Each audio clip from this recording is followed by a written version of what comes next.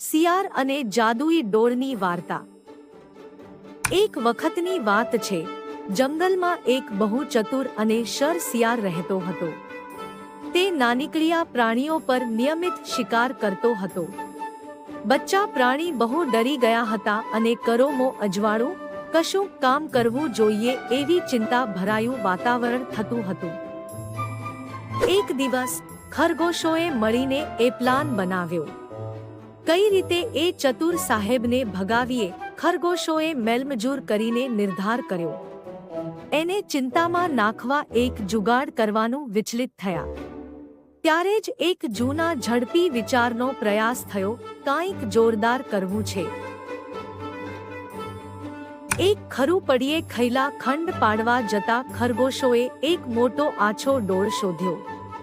એ જાદુઈ હતો। ખૂણેથી આવી રીતે વાગતું હતું કે શિયાળ ભય થયા વગર ન રહી શક્યો। તે અહીંયાથી ભાગી જવું બધાના માટે સારું હશે આ વિચારનો અમલ કરી ગયું। આ વાર્તામાંથી મળતું પાટિયું એ છે કે એકતા અને ચાલાકી સાથે કામ કરતા માંથી દુશ્મન પણ ભાગે છે। બાળકોને સમજાવવું છે કે બુદ્ધિ અને કરુણા જેવા ગુણો શાંતિ લાવી શકે છે।